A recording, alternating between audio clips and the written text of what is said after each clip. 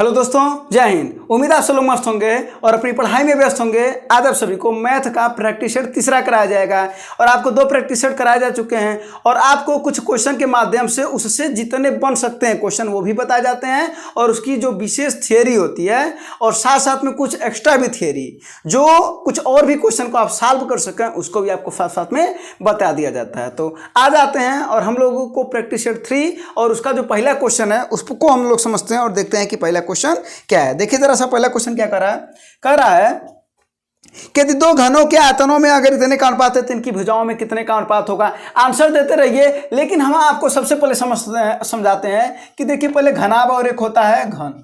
ठीक है, दोनों लोगों को समझते हैं। तो घनाभ का अगर हम आयतन की बात करें तो आपको फार्मूला पता होगा, इसको लिखिएगा कि क्या होता है, लंबाई गुणे चौड़ाई गुणे ऊंचाई। होता है कि नहीं होता है। अगर बात करें इसके संपूर्ण पृष्ठ की, यानी इसका पृष्ठीय क्षेत्र की बात करें, अगर पृष्ठीय क्षेत्र की बात करें तो क्या होता है भाई, 2 गुणे लंबाई गुणे चौड़ाई प्लस चौड़ाई गुणे ऊंचाई प्लस ऊंचाई गुणे लंबाई, ये इसका पृष्ठीय क्षेत्र होता है। अगर बात करें इसके घनाभ के विकर्ण की तो विकर्ण क्या होता है भैया, करोड़ी में l square plus b square plus h square.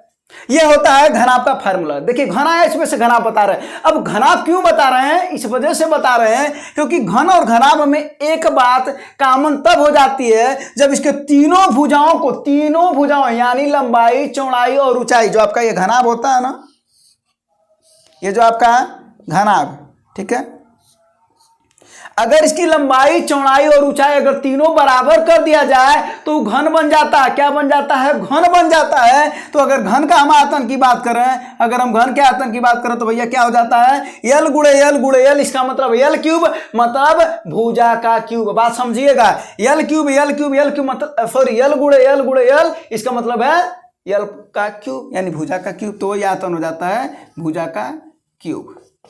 ठीक है, इसको याद करने की जरूरत नहीं। अगर आपको घनाभ का याद है तो घन का याद हो जाएगा। अगर बात करें इसका पृष्ठीय क्षेत्र की, पृष्ठीय क्षेत्र आप संपूर्ण पृष्ठ बोलते हैं इसको, तो क्या हो जाएगा, देखिए जरा सा, 2 गुणे यल, इसका मतलब है भुजा गुणे भुजा यानी भुजा स्क्वायर प्लस भुजा स्क्वायर प्लस भुजा स्क्वायर। कितने भुजा स्क्वायर, 3 भुजा स्क्वायर मिले ना, तो 3 दूना 6 गुणे भुजा स्क्वायर। ये हो गया इसका पृष्ठीय क्षेत्र। अगर बात करें इसके विकर्ण की तो विकर्ण क्या हो जाएगा भैया, देखिए करोड़ी में क्या हो जाएगा, भुजा स्क्वायर प्लस भुजा स्क्वायर प्लस भुजा स्क्वायर यानी 3 गुणे भुजा स्क्वायर। अब भुजा बाहर निकल जाएगा तो क्या हो जाएगा, करोड़ी में 3 गुणे भुजा।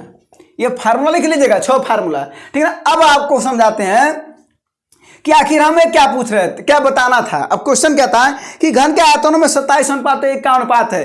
जरा सर समझिएगा। देखिए सबसे पहले क्वेश्चन हम आपको बताते हैं, कह रहा है कि जो इसका आयतनों में अनुपात है वो 27:1। इसका मतलब है कि यहाँ पर 2 घन है। कितने घन है, 2 घन है। तो अगर उसके आयतन में 27:1 का अनुपात है तो ये बताइए, इधर 3 घात है तो इधर क्या हो जाएगा, 1/3 घात अर्थात घनमूल। तो भुजाओं का अनुपात कितना हो जाएगा, 27 का घनमूल कितना होता है, 3 और 1 का घनमूल होता है 1 अर्थात 3:1।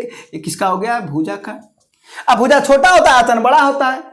इसका मतलब अगर कह दिया होता है कि अगर भुजा का अनुपात अगर 1:2 होता है तो जरा बताओ घन के आयतन का अनुपात कितना होता है। तो हमारा भुजा और आयतन बड़ा होता है तो 1 का क्यूब करेंगे, क्योंकि इसमें किसका संबंध है, क्यूब का संबंध है। तो क्या हो जाएगा, 1 का क्यूब 1 और 2 का क्यूब 8 यानी 1:8 हो जाएगा। बोली हो जाएगा कि नहीं हो जाएगा, हो जाएगा। ये रहा आपका पहला सवाल। अच्छा बात करें अगर इसके पृष्ठीय क्षेत्र पर अगर पूछ देता है कि पृष्ठीय क्षेत्र का है, अगर भुजा का अनुपात 1:2 है, ध्यान से समझिएगा 1:2 है अगर किसका, पृष्ठीय क्षेत्र का, तब कहता है तो जरा भुजा का अनुपात बताओ। अगर पृष्ठीय क्षेत्र का अनुपात 1:2 हो जाता है तो जरा बताइए, इधर आ जाता करण जाता नहीं, 1/करण में 2 अनुपात हो जाता, किसका, भुजा का, उनकी भुजाओं का अनुपात हो जाता है।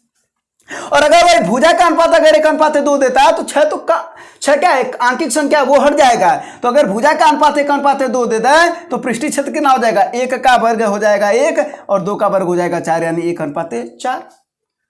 1:4। अगर विकर्ण की बात करें कि उसके 2 घनों के अगर विकर्णों का अनुपात दे दे कि 1:3 है तो उसके भुजा का अनुपात बताओ, तो वो भी 1:3 होगा। क्यों, क्योंकि भुजा का 1 घात है और विकर्ण का भी 1 घात है। यानी यहां से कुल आपको देखा जाए तो 3 सवाल बनाए जा सकते हैं। बोलिए बनाए जा सकते हैं कि नहीं।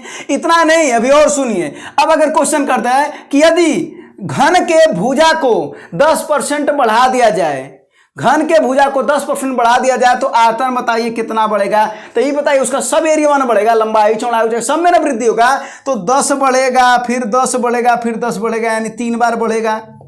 और आपको पता है अगर ये परसेंटेज का सवाल होता है तो आपको पता है कि 10 10 10 अगर 3 बार बढ़ता है तो इसका एकल परसेंटेज होता है 33.1%। कैसे निकाले हैं, अगर उसको आप चाहते हैं तो देख लीजिए 100 गुणे, पहले 100 कर लीजिए, उसके बाद से क्या कर रहा है 10% बढ़ा रहा है 110/100, फिर 110/100, क्योंकि हर बार 10% बढ़ा रहा है 110/100। इसी को सॉल्व कर लेंगे, 100 से 100 कट जाएगा और ये 2 जीरो फिर 2 जीरो कट जाएगा, है ना, और 1 जीरो से 1 जीरो कट जाएगा। जब इनका गुणा करेंगे तो आपका जो आएगा वो आएगा 1331/10, तो यह हो जाएगा 133.1। तो ये बताइए मूल कितना था, 100% था, बढ़ कितना गया 33.1% बढ़ गया। बोलिए बढ़ा कि नहीं।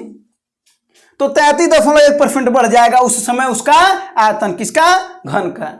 यानी परसेंटेज वाला भी सवाल बना सकता था। बोलिए बना सकता था कि नहीं बना सकता था। और उतना नहीं, अगर कह दे कि भुजा को, अभी देखिए एक अनुपात वाला सवाल हो गया और एक प्रतिशत वाला सवाल हो गया। अब देखिए गुना वाला सवाल, अगर कह दे भुजा को 2 गुना कर दिया जाए, भुजा को 2 गुना कर दिया जाए तो उसके आयतन पर क्या प्रभाव पड़ेगा। तो 2 का क्यूब हो जाएगा 8, तो आयतनवा कितना गुना हो जाएगा, 8 गुना हो जाएगा। कितना गुना, 8 गुना। अगर बात करें वहीं पर कि अगर कहते हैं कि भुजा को 2 गुना कर दिया जाए तो पृष्ठीय क्षेत्र कितना बढ़ेगा, तो 2 का वर्गवा कितना होगा 4, अर्थात पृष्ठीय क्षेत्र हो जाएगा 4 गुना। कितना गुना हो जाएगा, 4 गुना।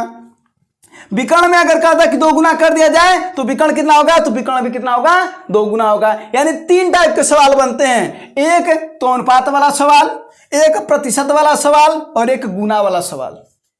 ठीक है, और ये तीनों सवाल कहीं कहीं किसी न किसी तरीके से आपकी परीक्षा में पूछे जाते हैं, तो याद रखे रहिएगा। तो ये गुना वाला भी सवाल याद रखे रहेगा कि अगर 2 गुना कर आ जाएगा तो ये 8 गुना हो जाएगा आयतन। ठीक है, चलिए, तो ये प्रश्न था आपका। तो 10% वाला क्वेश्चन था। अगर एक कह देता 10%, 20% और 30% बढ़ा जाए तो तीनों परसेंटेज का हम एकल परसेंटेज निकाल लेते, इस तरीके से निकाल लेते ना। तो फार्मूला भी लिख लीजिएगा और इस सवाल को आप एकदम समझ गए होंगे, है ना। तो ये सवाल था। तो इसका आंसर क्या था भैया, इसका ये घन वाला पूछ रहा था ना, 27:1, अर्थात क्या है आपका 3:1। ऑप्शन नंबर पहला 3:1। ठीक है, तो ये हो गया। अब चलते हैं कुछ अगले प्रश्न पर। तो ये जो आपको बता रहे थे कि जो प्रश्न है उसके माध्यम से जो हो सकेगा और भी जो प्रश्न बन सकते हैं उस पर बताया गया। जैसे इसमें सभी फार्मूले भी बताए गए और 3 टाइप के प्रश्न बनते हैं वो भी आपको बताए गए। तो अब चलते हैं अगले प्रश्न पर और समझते हैं अगला प्रश्न क्या है। जरा देखिएगा, औसत वाला प्रश्न है। कह रहा है कि सोमवार, मंगलवार, बुधवार, बृहस्पतिवार का औसत तापमान कितना है, 60 डिग्री है। 4 दिन है, इसका मतलब है कि क्या हो गया, 4 गुणे 60 हो गए। ठीक ना। उसके बाद से कह रहा है मंगलवार, बुधवार, बृहस्पतिवार, शुक्रवार का औसत तापमान 63 डिग्री है, यानी इसमें भी 4 दिन है तो 4 गुणे 63 हो गया। अब देखिए 60 से 63 क्या हो रहा है, 3 बढ़ रहा है ना, 3 बढ़ रहा है ना, तो 4 दिनों का ना 3 बढ़ रहा है, अर्थात कितना डिग्री बढ़ गया, 12 डिग्री बढ़ गया, बढ़ गया ना। अच्छा, अब देखिए जो कामन दिन होंगे उनको क्या करिएगा, काट दीजिएगा। तो कामन दिन देखिए कौन सा, मंगलवार, बुधवार, बृहस्पतिवार, और दूसरे के वाले में मंगलवार, बुधवार, बृहस्पतिवार कामन है, तो बचा क्या, सोम और शुक्रवार। इसका मतलब है कि शुक्रवार और सोमवार का जो अंतर है वही आया 12 डिग्री सेंटीग्रेड। क्या आया, 12 डिग्री सेंटीग्रेड। हमने यहां पर वृद्धि बोल दिया था, नहीं, ये दोनों दिनों का अंतर आया 12 डिग्री सेंटीग्रेड। ठीक है ना, यहां तक समझ में। अब देखिए कह रहा है कि सोमवार और शुक्रवार का जो अनुपात है वो 21:25 है। अनुपात कितना दे रखा है, 21:25 सोमवार का और शुक्रवार का। तो जरा देखिए दोनों का अंतर कितना है, 25 में से 21 4, यानी 4 का अंतर है, तो दोनों का अंतर कितना है, 12 डिग्री सेंटीग्रेड। इसका मतलब 4x बराबर 12 डिग्री सेंटीग्रेड, तो x बराबर 3 डिग्री सेंटीग्रेड। अब यही 100 यहाँ पर लिख देंगे तो शुक्रवार का आ जाएगा 75 डिग्री सेंटीग्रेड और सोमवार का आ जाएगा 63 डिग्री सेंटीग्रेड। आ गया। तो इस सवाल को आपको कैसे लगाना था कि जो दिन दिए गए हैं, इसमें 4 दिन दिए गए थे, तो देखना है कि पहली बार में 4 दिन दिए गए थे, दूसरी बार में 4 दिन दिए गए थे, तो जो कॉमन उसको हटा दीजिएगा। तो बच्चे कितने, पहला वाला और अंतिम वाला बचा, यानी सोमवार और शुक्रवार वाला बचा। और क्या हो रहा है, ये देखिए 3 की वृद्धि हो रही है और दिन थे 4, तो 3 चौक को 12 आपने कर दिया, वही दोनों का अंतर था। अनुपात दे रखा था, अनुपात का अंतर ज्ञात कर लिया, तो अनुपात का अंतर ही बराबर उसी के बराबर कर दिया। तो वहां से x की वैल्यू आ गई 3 डिग्री सेंटीग्रेड बस। अब 25 75 डिग्री शुक्रवार हो गया और सोमवार हो गया 21 63 डिग्री। ठीक ना। तो ये क्वेश्चन था आपका, तो इसका आंसर आ गया 75 डिग्री सेंटीग्रेड। इसमें दोनों क्वेश्चन पूछ सकता था, सोमवार का भी तापमान पूछ सकता था, तो 2 सवाल बन सकते थे, इसमें बन सकते थे ना, बिल्कुल बन सकते थे। हाँ, अब जरा अगले प्रश्न पर चलिए, देखिए क्या करा। एक रेलगाड़ी प्लेटफार्म पर खड़े एक व्यक्ति को 8 सेकंड में पार करती है। देखिए, सबसे पहले हम आपको कॉन्सेप्ट कुछ बताए थे कि अगर रेलगाड़ी किसको पार करे, खंभा को पार करे, व्यक्ति को पार करे, ठीक ना, पोल को पार करे, अगर इन सबों को पार करती है तो उनका जो चाल होता है, चाल बराबर ट्रेन की लंबाई, अर्थात चाल बराबर होता क्या, पहले ये बताइए। तो चाल बराबर होता है दूरी बटा समय, चाल बराबर दूरी बटा समय, तो ट्रेन की लंबाई बटा समय, अर्थात जब व्यक्ति खंभा या पोल इन लोगों को पार करता है तो जो ट्रेनवा होता है वो अपनी लंबाइया केवल पार करता है, और इसकी जो लंबाई ली जाती है वो नगण्य ली जाती है। लेकिन वहीं पर अगर दूसरा कंडीशन देखा जाए कि अगर वही किसको पार करे, पुल को पार करे, प्लेटफार्म को पार करे और सुरंग को पार करे, तो उस दशा में जो इसका चाल हो जाता है, ट्रेन की चाल हो जाता है क्या, ट्रेन की लंबाई प्लस इन लोगों की लंबाई, यानी अगर मान लेते हैं पुल है तो पुल, प्लेटफार्म है तो प्लेटफार्म, खंभा है तो खंभा, बटा समय, ये हो जाता है, ठीक है ना। अब अगर कॉन्सेप्ट समझ में आया तो इस सवाल को हम आपको पहले डायरेक्ट समझाते हैं, फिर उसके बाद से बेसिक मेथड भी समझा देते हैं, क्योंकि आपको समझना काफी ज्यादा जरूरी है ना। तो देखिए जरा क्या करा कि 8 सेकंड में पार करती है, व्यक्ति को पार करना दीजिए, 264 मीटर जब प्लेटफार्मवा को पार कर रही है तब 20 सेकंड लग रहा है। इसका मतलब हुआ कि अगर मान लेते हैं कि कोई एक व्यक्ति था और जब इसको पार कर गया कोई ट्रेन तो उसको लगा 8 सेकंड, कितना लगा 8 सेकंड, और उसी के समन्वय अगर एक तो क्या था, प्लेटफार्म था, आज जब इसको पूरा पार कर गई, मतलब यही ट्रेनवा यहां पर आ जाएगी तभी ना माना जाएगा पार कर गई, तो यहां तब कुल समय कितना लगा 20 सेकंड, तब 20 सेकंड लग रहा है। इसका मतलब है, ये देखिए यहां से वहां तक जाकर के 20 सेकंड लगा, तो यहां से अगर देखा जाए तब समय कितना लग रहा है, तो आप कहेंगे 12 सेकंड वाला लग रहा है, बोलिए कहेंगे कि नहीं कहेंगे, इतना दूरिया, क्योंकि 8 सेकंड ये लगेगा तो 8 सेकंड ये लग गया, सॉरी यहां पर, हाँ यहां से ना, यहां से 20 सेकंड होगा, तो 8 सेकंड ये लग गया, तो बचा कितना 12 सेकंड, बोलिए बचा कि नहीं, अर्थात कहीं न कहीं जाकर के 12 सेकंड वही किसके बराबर है, 264 के बराबर है, बोलिए बराबर है कि नहीं है। तो 12 सेकंड बराबर 264 कैसी हुआ बराबर, समझ में आया कि 8 सेकंड में एक व्यक्ति को पार कर रही है, आज जब पुल उसको पार कर रही है, पुल क्या बोलते हैं प्लेटफार्मवा को, तो जब इस पार हो जा रही है तो जितना समय यहां लगेगा उतना समय यहां लगेगा, यानी 8 सेकंड, तो बचा कितना 12 सेकंड, कहा कि कुल लग रहा था 20 सेकंड, यानी 12 सेकंड में पार करी 264, यानी 12 सेकंड में 264 मीटर चली। अब क्या पूछ रहा है, तो ट्रेन की लंबाई बताओ, तो ट्रेनवा की लंबाई जो 8 सेकंड में चली वो है ना, तो इसका मतलब 12 बराबर अगर 264, तो पूछ रहा 8 बराबर कितना, तो हो जाएगा 8 गुणे 264 बटा 12, 4 दूना 8 और 4 तिहाई 12, और 3 से कट जाएगा 3 अट्ठे 24 और 3 अट्ठे 24, तो 8 दूना 16 और 8 दूना 16 1 17, यही आपका ट्रेन। तो अगर आपको समझ में ये चीजें, अगर ये कॉन्सेप्ट अगर समझ में आएगा तो आप तुरंत करेंगे इस दशा में। अगर पहली बार कोई क्या करेगा, ट्रेन व्यक्ति को पार करे, पुल को पार करे या खंभे को पार करे तो समय दिया रहेगा, फिर बदवा में पुल किसको, पुल को या प्लेटफार्म को या सुरंग को पार कर दे, तो उसके बाद से अगर उसकी दूरी दे रखी होगी तो दोनों समैया का क्या ले लेंगे, अंतर ले लेंगे और उसी को बराबर कर देंगे प्लेटफार्म पुल या सुरंग के बराबर, और उसके बाद से ये देखेंगे कि वो व्यक्तिया को कितने देर में पार कर रहा था, अर्थात जिसकी दूरिया नगण्य मानी जा रही थी, तो उसके बाद वो था 8 सेकंड, तो 8 सेकंड बराबर कितना, ठीक ना, सिंपल ये क्वेश्चन हो गया। तो इसका आंसर है 176। और अगर बेसिक मेथड समझना चाहते हैं तो जरा इस सवाल को पढ़िए, सवाल को पढ़ने पर एक चीज का आपका अंदाजा होगा कि जो ट्रेनवा यहां से चल रही है वह वहां तक जा रही है, इसका मतलब है कहीं ना कहीं जाकर के इन लोगों का इसका ट्रेनवा का चलिया बराबर है, क्या है, चलिया बराबर है। तो अगर चाल बराबर है तो दूरी बटा समय दूसरा वाला दूरी बटा समय के बराबर होगा। तो पहली बार में जो ट्रेन की लंबाई मान लेते हैं, अब यहां पर हम बेसिक मेथड समझा देते हैं, तो माना ट्रेन की लंबाई जो है वो है यक्स, कितना है, यक्स है, तो क्या हो जाएगा यक्स बटा 8, बताइए यह हो जाएगा, चलिए यह ना होगा, चाल बराबर दूरी बटा समय, तो उस समय व्यक्ति को पार कर रहा था तो ट्रेन की लंबाई है दूरी होगी, तो ये बटा 8। और बदवा में क्या कर रहा है, अपनी लंबाई आप प्लस हिनहू को यानी 264 दोनों को लेकर के चल रहा है ना, तो दोनों को लेकर के चलेगा तो ये कुल दूरिया हो गया। अब समझिए कितना ले रहा है, 20 सेकेंड ले रहा है ना। तो बस तो 4 दूना 8 और 4 25 20, तो 5x इधर आ जाएगा, 5x बराबर है 2x प्लस 2 गुणे 264, ठीक ना। पूरा भी बाद में कर लीजिएगा। तो 2x इधर आ जाएगा तो क्या हो जाएगा भैया, 3x बराबर कितना हो जाएगा, 2 गुणे 264, 3 से काट दीजिए, 3 8 24, 3 8 24, बताइए आया कि नहीं आया, 176 आया ना। तो ये हुआ बेसिक मेथड। तो बेसिक कॉन्सेप्ट क्या था कि ऐसी दशा में चाल बराबर है, चाल बराबर है। और हाई वाले कॉन्सेप्ट से आपको समझ में आया कि दोनों समय का अंतर कब, जब व्यक्ति को पार करेगा और बदवा में पुल को पार करेगा, तो दोनों समय का अंतर वही प्लेटफॉर्म के बराबर, और बदवा में जो केवल पोल ये खंभा को व्यक्ति को या पोल को पार कर रही हो तो वो बराबर कितना, यानी 8 सेकंड बराबर इतना, ठीक है ना। यह हो गया। अच्छा, इसी पर एक और सवाल बता देते हैं, ठीक है ना। इसी कॉन्सेप्ट पर एक जस्ट इसके अगला वाला सवाल बता देते हैं, ये वाला भी तब तक रहने देते हैं।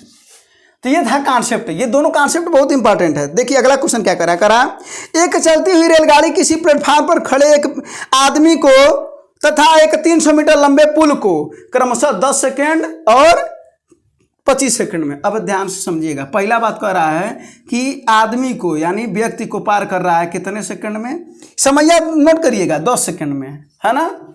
आज जब पुल को पार कर रहा है, पुलवा कितना है भैया, 300 मीटर लंबा है, तो जब इसको पार कर रहा है तब समझिए कितना लग रहा है, लग रहा है 25 सेकंड। बोलिए लग रहा है कि नहीं लग रहा है, लग रहा ना। इसका मतलब हुआ, अब आप समझ गए होंगे, अभी जस्ट बताए हैं, बस इस सवाल में कुछ चीजें बढ़ गया है। क्या बढ़ गया अभी देख लेते हैं।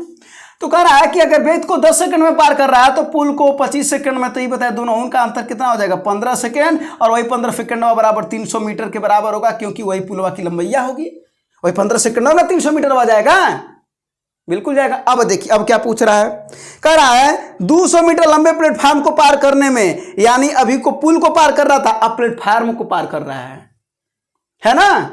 तो पुल को पार कर रहा है तो 15 सेकंड बराबर अगर 300 हो गया, अब 200 मीटर, तो सबसे पहले हम ये ज्ञात कर लें ट्रेनवा की लंबाइया कितना। तो ट्रेनवा की लंबाइया 10 सेकंडवा से ना पता चलेगा, काहे कि वह व्यक्ति को पार कर रहा है, तो 10 सेकंड पता चल जाएगा। तो 10 बराबर कितना, तो हो जाएगा 10 गुणे 300 बटा 15 ना हो जाएगा, तिरछा गुणा कर देंगे तो 15 बराबर 300 कहां से आया, समझ में आया होगा। अब 10 बराबर काहे, क्योंकि व्यक्तिया को पार कर रहा, ट्रेन की लंबाई हमको यहीं से मिलेगा। जब व्यक्ति को पार करेगा या खंभा को या पोल को, तब हमको ट्रेन की लंबाई मिलेगा। तो हो जाएगा 15 दूना 30, ये हो गया आपका कितना, 200 मीटर। इसका मतलब हुआ कि ट्रेनवा की लंबाइया हुआ 200 मीटर। अब देखिए अब क्या कर रहा है, तो 200 मीटर लंबे प्लेटफॉर्म को पार करने में कितना समय लगाएगा, यानी एक तो उसका 200 मीटर ट्रेन की लंबाई और 200 मीटर प्लेटफॉर्म, माने कुल ले देकर के 400 मीटर ना हुआ। अर्थात अब देखिए, अब कोई सा भी लगा लीजिए, तो करा 300 मीटर को जाने में 15 सेकंड लग रहा है, तो 400 मीटर जाने में कितना लगेगा। 400 कहां से है समझ में आया, क्योंकि 200 क्या पार किया है, एठो वहीं में प्लेटफॉर्म आ गया है, आई ट्रेन है। तो हमारे पास एक था कि 300 मीटर अगर 15 सेकंड, तो 400 मीटर बराबर कितना, तो क्या हो जाएगा 400 गुणे 15 बटा 300, डबल जीरो इससे कट गया, 3 5 15, 5 को 20 सेकेंड। अगर आप चाहें तो इससे भी लगा सकते हैं। ये बताइए 10 सेकंड में 200 मीटर ना आया था, इसका मतलब ऐसे भी लगा सकते हैं कि 200 मीटर बराबर अगर 10 सेकंड, तो 400 मीटर जाना है ना, हमको फाइनली जाना कितना है 400, तो 400 बराबर कितना, तो 10 गुणे 400 बटा 200, ये 2 बार में कट गया, तब वो आया 20 सेकंड। आंसर आएगा, ठीक है, कॉन्सेप्ट सही रहेगा तो आंसर आएगा। तो ये आपको समझ में आया होगा। बस इसी को आप कॉन्सेप्ट को समझिएगा, ऐसे प्रश्न को आप देख करके बस अंतर निकाल करके तुरंत सवाल को लगा लेंगे, ठीक है ना। तो ये होता है इसका खात्मा, ठीक है। ये रेलगाड़ी वाले प्रश्न ऐसे ही बनते हैं। तो एक बार बस कॉन्सेप्ट को सीख लेना, ठीक है ना, और मैं से डरने वाली बात नहीं है। बस क्या है, देखिए जो भी विषय मान लीजिए आप पढ़ाई करते होंगे, सही बताइए, तो जब आप पढ़ते हैं तो कोई न कोई 4 विषय है, मान लीजिए आपके इंग्लिश या हिंदी, उसकी जगह पर फिर मैथ हुआ, रीजनिंग हुआ, जीके जीएस हुआ, कोई एक विषय आपका अच्छा होगा, नो डाउट। अगर आप मैथ का क्लास देख रहे हैं तो इसका मतलब है कि आपको कुछ तो डाउट है, इसी वजह से आप देख रहे हैं। अदरवाइज मैक्सिमम लड़के क्या करते हैं, अगर नया सीखना होता तब तो देखते हैं, अदरवाइज वो सॉल्व करते हैं। और आपको सॉल्व ज़्यादा से ज़्यादा करना चाहिए, क्योंकि प्रैक्टिस, अगर प्रैक्टिस जितना ज़्यादा करेंगे उतना आपका अच्छा मैथ होगा, ठीक ना। ये हम आप सब जानते हैं। तो कोई कोई आपको विषय एक अच्छा होगा, सही बात है ना। अगर एक बताइए, अगर कोई एक विषय अगर अच्छा है तो कैसे अच्छा हुआ होगा? 100% उसको आपने टाइम दिया होगा ना। आप अगर टाइम उसको दिए, 100% टाइम देने का मतलब हम बोल रहे हैं कि आपने 100% टाइम दिया होगा। तो अगर आपने टाइम दिया है और मैथ को अगर आप टाइम नहीं देंगे तो जरा बताइए कैसे आपका काम चलेगा। तो इसको भी टाइम देना पड़ेगा। अगर आपका कमजोर है तो इसको टाइम देना पड़ेगा, क्योंकि आपको भी पता है कि अगर आपने जीएस में 50 क्वेश्चन है, अगर उसमें आप मैक्सिमम एफर्ट करेंगे तो 35 तक पहुंचेंगे, 30 तक पहुंचेंगे, 38 तक पहुंचेंगे, 40 तक पहुंच जाएंगे, मान लेते हैं। लेकिन अगर मैथ में अगर आपने एफर्ट डाला तो आपका स्कोर कम से कम 45, 48 या 50 भी हो सकता है, ठीक है। तो बस जैसे आपने बाकी विषयों को टाइम दिया वैसे इसको भी टाइम दीजिए। अगर आप एकदम बेसिक से शुरू कर रहे हैं तो अगर आप हमसे पूछेंगे तो कितना देर लगाना चाहिए, तो बिल्कुल हम आपको बता रहे हैं कि सब कोई 2-2, 3-3 घंटे, हम लोग 2-2, 3-3 घंटे, 4-4 घंटे जरूर लगाते थे मैथ। तो आपको भी वही करना पड़ेगा। तो 2 घंटे 3 घंटे, और ये ना सोचिए कि टाइम कहाँ है, आपको भी पता है टाइम है, तो बस लगाइए, ठीक है ना। क्योंकि कहा जाता है ना कि दुनिया को आप मान लीजिए ये बेवकूफ़ बना सकते हैं कि हमारे पास टाइम नहीं है, खुद को कैसे बेवकूफ़ बनाएंगे? नहीं बना पाएंगे ना खुद को बेवकूफ़। तो ये ध्यान दे दीजिए। चलिए, तो अब अगले प्रश्न पर आते हैं। हाँ देखिए, अगला प्रश्न क्या कर रहा है कि 21 सेंटीमीटर त्रिज्या वाले वृत्त में से, तो सबसे पहले वृत्त का क्षेत्रफल लिख लेते हैं। क्या होता है? पाई आर स्क्वायर, वृत्त का क्षेत्रफल। अगर बात करें परिधि का, तो परिधि क्या होता है भैया? 2 पाई आर होता है। और यहाँ पर अगर हम देखा जाए तो आर बराबर क्या होता है? d/2 होता है। और अगर देखा जाए कि त्रिज्यखंड, तो त्रिज्यखंड क्या होता है? त्रिज्यखंड का क्षेत्रफल। तो त्रिज्यखंड का क्षेत्रफल मतलब होता है ये वृत्त है और यहाँ से इसका क्षेत्रफल, ये त्रिज्यखंड है। यानी इसको अगर बात करा जाए तो यही क्या है? त्रिज्यखंड है यही। तो त्रिज्यखंड का क्षेत्रफल होता है पाई आर स्क्वायर थीटा बटा 360। बस ये फार्मूला आपको याद रहना चाहिए, पाई आर स्क्वायर थीटा बटे 360। तो बस तो कितना हो जाएगा? 22/7 गुणे आर का मान कितना? 21। तो 21 गुणे 21 कर देंगे। आइए 150 डिग्री दे रखा थीटा का मान, अब बटे 360 तो है ये है ना। तो देखिए 0 से 0 ये कट गया और ये 3 से कट जाएगा, तो कितना बार में कट जाएगा? 3 चौक 3 बराबर 36 और 3 सत्ते 21 और 7 से ये कट जाएगा ना। तो अब जरा देखिए ये किससे कट जाएगा? 3 चौको 12 और 3 सत्ते 21 है ना। और 2 दूना 4 और 2 11 22। तो कितना हो जाएगा? 11 सत्ते 77 गुणे 15/2। अब इसी का गुणा कर लीजिए। तो 77 और 15 का गुणा कर लेते हैं तो कितना हो जाएगा? 15 सत्ते 105 को 105 को 5 हाथ में आया 10, अब 15 सत्ते 105 और 105 और 10 115। अब बटा 2 कर लीजिए। तो 2 पच्चे 10 और 5 2 सत्ते 14, 2 सत्ते 14.5, यानी 577.5 वर्ग सेंटीमीटर। इसका जो मात्रक होगा वो वर्ग सेंटीमीटर। बस सिंपल से कर लेना है। तो आपको फार्मूला याद करने की जरूरत है, ठीक है। बाकी आप तो कैलकुलेशन कर ही लेंगे। तो फार्मूला याद करने की जरूरत है कि त्रिज्यखंड का क्षेत्रफल होता है पाई आर स्क्वायर थीटा बटे 360। इसको नोट करके लिख लीजिएगा, ठीक है। अब अगले क्वेश्चन पर चलते हैं और देखते हैं कि अब अगला क्वेश्चन आपका क्या है। हाँ जरा देखिए अगला क्वेश्चन। हाँ देखिए क्या कर रहा है, इस पर क्वेश्चन बहुत बनते हैं। कह रहा है कि ए की आय बी की आय से 40% कम है तो बी की आय ए की आय से कितना % अधिक है। ये ऐसा भी क्वेश्चन बनता है, यदि चीनी के मूल्य में 40% की कमी कर दिया जाए तो कितना % चीनी का मूल्य बाद में बढ़ा दिया जाए कि खर्च पूर्ववत रहे।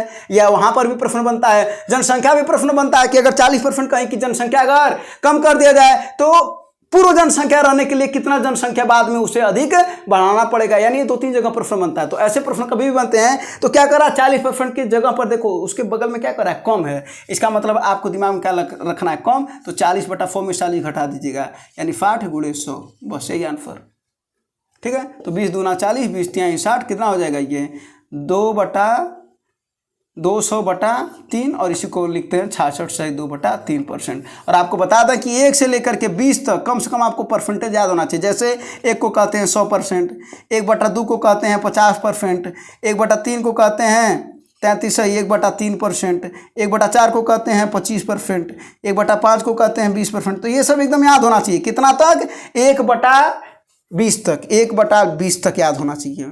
इसके बहुत फायदे मिलेंगे आपको, ठीक है। तो क्वेश्चन क्या था? 40% कम। अगर एक आता 40% अधिक तो बस 40 ऊपर लिखते हैं, अधिक का मतलब 100 में तब जोड़ देंगे, यानी 100 + 40, ठीक है ना, गुणे 100 कर देंगे।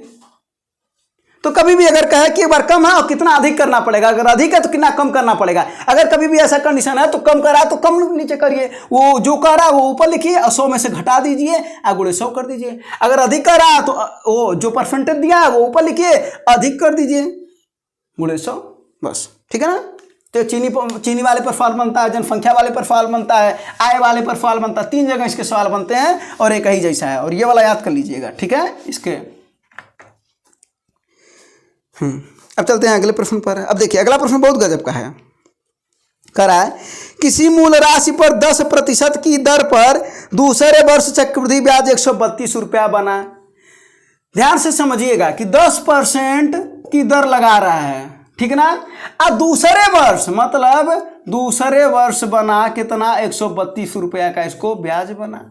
अब जरा बताइए, अगर 10% का 2 वर्ष का हम लोग लगाते हैं तो 10 + 10 + 10 × 10/100 न होता है, यानी प्रभावी जो रेट आता है वो यही ना आता है, प्रभावी ब्याज दर। तो कितना हो जाता है? यही आता है 21%। बोलिए आता है कि नहीं आता है? आता ना। तो पहले वर्ष वाला का है कितना? पहले वर्ष वाला का है 10%। अकर लेकिन दूसरे वर्षों में बेचवा 132, मतलब पहले 10 तो बदवा में कितना आता है? 11%। तो 11% बराबर दे रखा है 132। और क्या पूछ रहा है? मूल राशि बताओ। तो मूल राशि में तो हमेशा होती है 100। तो क्या कर देंगे? 132 गुणे 100 बटा 11, 11 करना में 11, 11 दूना 22 यानी 1200 रुपया। इस समझ में आया? ये केवल दूसरे वर्ष का ब्याज दे रखा था, पहले वर्ष का नहीं। लेकिन 2 वर्ष का प्रभावी ब्याज जो रेटवा होता है वो आता है 21%। अगर कह दिया होता कि दोनों वर्ष का प्रभावी रेटवा ब्याजवा 132 होता तब हम 21% बराबर 132 कर देते, फार्मूला लगाने की जरूरत ही नहीं पड़ती, ठीक है ना। जैसे मान लीजिए अगर कोई ब्याज कह दे कि मान लीजिए 625 रुपया ब्याज आ रहा है, अब 5% का 2 वर्ष के लिए, तो मूल राशि बताओ। तो ये बताइए 5% का 2 वर्ष का कितना हो जाएगा? 5 + 5 + 5 गुणे 5/100 प्रभावी रेट निकाल लेंगे तो कितना हो जाएगा? ये 10.25%। तो यही बराबर हो गया 625 के। तो 100% बराबर कितना? तो 100 गुणे 625 बटा 10.25। इसको सॉल्व कर लेंगे, आंसर आ जाएगा। तो ध्यान से समझिएगा बस। ये इसमें केवल दूसरे वर्ष की रेट की बात कर रहा था, अरे ब्याज की बात कर रहा था। अगर दोनों को मिला करके कहता तो हम सबसे पहले प्रभावी रेट ज्ञात कर देते। आप प्रभावी रेटवा को ब्याज के बराबर कर दीजिएगा और उसके बाद से मूलधनवा 100% होता है तो ज्ञात कर लीजिएगा, ठीक है ना। तो मूलधन 100% होता है और ब्याजवा अगर मिश्र धनवा अगर बोला जाए तब कितना होता है? तो ये देखिए प्रभावी रेटवा कितना है? 10.25 ना। तो मूलधन होता है 100%। बोली होता है कि नहीं होता है? तो मिश्र धनवा कितना हो गया है? 110.25%। इसका मतलब है कि अगर कभी भी प्रभावी रेट पर अगर 5% पर 2 वर्ष का पूछे तो आप प्रभावी रेट ज्ञात करिएगा, वही ब्याज के बराबर कर दीजिएगा। अगर मूलधन पूछेगा तो 100 बराबर कितना, और अगर मिश्रधन पूछेगा तो 100 में जोड़ करके तब 110.25 बराबर कितना, माने उतना, ठीक है। तो ये ध्यान दीजिएगा, ये प्रभावी रेट ज्ञात करने से बहुत ज्यादा फायदा मिलता है सवाल में, ठीक है। तो इसका केवल एक ही वर्ष का दे रखा था, दूसरे वर्ष का, तो उसको हमने ज्ञात कर दिया। इसका आंसर आया था 1200 रुपया, है ना। अरे बोलिए आया था ना। अगला फल देखिए, कह रहा किसी टंकी की 3/4 भाग पानी भरा हुआ। मान लीजिए कोई टंकी में यहाँ तक पानी भरा है और यह है 3/4, कितना है? 3/4। यदि उसमें से 30 लीटर पानी निकाल लिया जाए तो टंकी खाली हो जाता है। तो एक मतलब ये हुआ कि है कुल पनिया जब हम खाली होने का मतलब हुआ कि 3/4 भाग खाली हो गया। तो कहाँ चाह 3/4 भाग खाली हो गया, अच्छा कहाँ है कि 30 लीटर हवा खाली हो गया। बतिया तो वह है, अर्थात 3/4 भगवा का मान दे रखा है 30 लीटर। तो कह रहा टंकी का धारिता बताओ। तो पूरी टंकी कितनी होती है? 1 होती है, क्योंकि भाग दिया है तो 3/4, तो पूरी टंकी कितनी होती है? 1 होती है। तो 1 बराबर कितना? तो क्या हो जाएगा भैया? ये हो जाएगा 1 का गुणा कर देंगे 30 में, आप बटा ये हो जाएगा 3 और ये ऊपर 3/4 हो जाएगा ना, तो 4 ऊपर छलांग मार जाएगा, तो 10 और कितना आ जाएगा आपका 40 लीटर, यानी टंकी की धारिता कितनी है 40 लीटर। अगर पूछता कितना खाली है तो 10 लीटर खाली है ना, 30 बड़ा 40 कुल है, 10 लीटर खाली है, तो धारिता पूछ रहा था 40 लीटर। ठीक है, बस इसका आंसर ये आ गया। तो धारिता वाले भी क्वेश्चन बनते हैं आपके परीक्षाओं में, है ना। हाँ, अगला प्रश्न देखिएगा, करा ए की शिकार को 36 दिनों में, बी 54 दिनों में और सी 72 दिनों में। दो तरीका बता दे रहे हैं, 36 दिन में, 54 दिन में, 72 दिन में। इसका एल्शियम कितना हो जाएगा भैया 216, क्योंकि 18 दूना 36, 18 3 54, 18 चौके 72, 2 3 6 और 18, हाँ 216। ठीक है, अब जरा देखिए तो ये कितनी बार में कट जाएगा, ये कट जाएगा 6 बार में, और ये इसका जब हम क्षमता निकालते हैं तो ये क्षमता हुआ, तो ये कितनी बार में कट जाएगा, ये 4 बार में, और ये कितना 3 बार में, है ना, 3 बार में। अब देखिए ये क्षमता आ गया, ए का क्षमता है 6, बी का क्षमता है 4 और सी की क्षमता है 3। अगर क्वेश्चन ऐसी क्या होता है, बदवा में इसमें क्वेश्चन क्या कर दे रहा है कि 36 दिन में काम कर रहा है ए, 54 दिनों में बी कर रहा है, 72 दिनों में सी कर रहा है, लेकिन ए 8 दिन पहले अब बी 12 दिन पहले छोड़ दे रहा है और सी अंतिम तक लगा पड़ा है, तो पूछ रहा है कुल कमवा कितना दिन में खत्म होगा। केवल एक का काम नहीं पूछ रहा है कि एक पार्टिकुलर व्यक्ति का कि ए बी या सी, पूछ रहा कुल कमवा कितने दिन में खत्म होगा। तो कुल काम के लिए जो बता रहे हैं ट्रिक ध्यान से समझिएगा, पहले ट्रिक फिर बेस समझा दे रहे हैं, ठीक है ना, ताकि आप कभी भूलें नहीं, क्योंकि काम जब भी वो लोग काम छोड़ करके करते हैं तो आप भी उस सवाल को छोड़ करके अगला सवाल करते हैं, है ना, मत छोड़िएगा। तो जरा देखिए 36 54 72 का हमको आ गया क्षमता, तो जरा ये बताइए, कह रहा जो ए है वो 8 दिन पहले छोड़ दिया है, इसका मतलब जो कुल कमा 216। अब एक ठो बात तो समझिएगा पहले कि मान लीजिए आपके घर पर काम हो रहा है, एक ठो मजदूर है, वो एक दिन में 500 ईंटा फेंकता है, आपका कोई 500 जो ईंट है वो रखता है, ठीक ना, जहाँ आपका काम हो रहा है। अगर वो न आया तो आपका 500 ईंट नहीं रखा पाया, आया होता तो रखाया होता, नहीं आया तो नहीं रखाया, आया होता तो रखाया होता। इसका मतलब है कि जो ए है गदावा ये 8 दिन पहले काम छोड़ दिया, अगर नहीं छोड़ा होता तो ये बताइए, अगर नहीं छोड़ा होता तो 8 छक्के 48 कमा करता कि नहीं करता, बोलिए करता कि नहीं करता, करता ना। अगर ये आया होता, जैसे हम ही आपको बताया ना कि अगर आपका मजदूरवा आया होता तो 500 ईंटवा रखता ना, नहीं आया नहीं रखा। तो वैसे अगर ये आया होता तो काम करता, अब भी आया होता तो काम करता, तो ये 12 दिन पहले छोड़ दिया, कमा करता था 4 तो 12 चौको 48, यानी दोनों में मिला करके 96 काम का चोरी कर लिए हैं, मतलब नहीं आए। अगर आए होते तो 96 काम कुल और किए होते, तो इसी में 96 को जोड़ दीजिए, इसी में 96 को क्या कर दीजिए, जोड़ दीजिए। इसका मतलब हुआ कि अगर ये आए होते तो कुल कमवा कहीं न कहीं जा करके इतना हो जाता, कितना हो जाता, इतना हो जाता, कितना 6 6 12 1 आया और 9 1 10 1 11 1 और 2 1 3 312 हो जाता ना। अब जरा देखिए 312, अब बाकी क्षमता पता है 6 4 10 और 10 3 13, बस अब 13 से काटिए तो 13 दूना 26 और कितना हुआ 5 हुआ, अब 52 और 13 चौको 52, अर्थात 24 दिन कुल कमवा लगेंगे खत्म करने में, समझे। बस यही था कि ए अगर आया होता तो किया होता, बी आया होता तो वो किया होता, दोनों उनको कमवा को जोड़ दीजिए और उसके बदवा से कुल क्षमता से भाग दे दीजिए, ये आपका हो गया आंसर। अब दूसरा तरीका सुनिए जरा सा, सुन लीजिए जरा सा। दूसरा तरीका क्या कर रहा है, ए 36 दिन में काम कर रहा है, 8 दिन कर बने क्या, मान लेते हैं कि x दिन में कुल काम हो रहा, मान लेते हैं कि x दिन तक काम चल रहा, मान लेते हैं कि x दिन तक काम चल रहा है। ये जो किया ये 8 दिन पहले, माने 8 दिन पहले माने x माइनस 8, अगर हम कहते कुल कमा 10 दिन चल रहा है, 8 दिन पहले कोई चल गया तो आप क्या कहेंगे 10 माइनस 8 ना, यानी 2 दिन तक कम किया ना, तो x माइनस 8 इसकी क्षमता कितनी है 36, यानी x माइनस 8 बटे 36।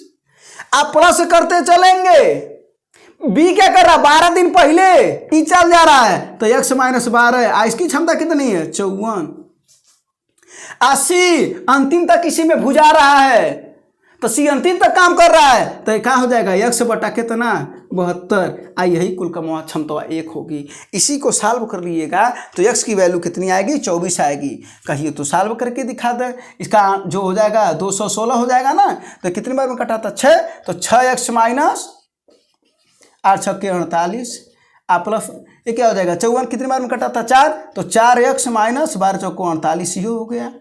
प्लस ये कितने में 3 बार, तो 3x बराबर 1 हो गया। तो 216 उधर चला जाएगा और 48 48 96 उधर जाएंगे जुटेंगे तो 312 हो जाएगा। तो 6x 4x और 3x यानी 13x बराबर कितना हो जाएगा 312। तो x बराबर अगर आप इसको सॉल्व करेंगे तो 24 आएगा, आ जाएगा ना। इसका मतलब मेन चीज आपको सॉल्व ये देखने की जरूरत है, मेन चीज देखने की जरूरत है। इसका ये कभी भी तभी लगाते हैं जब काम होने के कुछ दिन पहले छोड़ दे, काम होने के कुछ दिन पहले छोड़ दे। तो काम होने के 8 दिन पहले छोड़ दिया तो छोड़ाते जाएंगे, उसकी क्षमता को नीचे लिखते जाएंगे। उतने दिन में कर रहा तो उतना बटा हो जाता है उसकी क्षमता।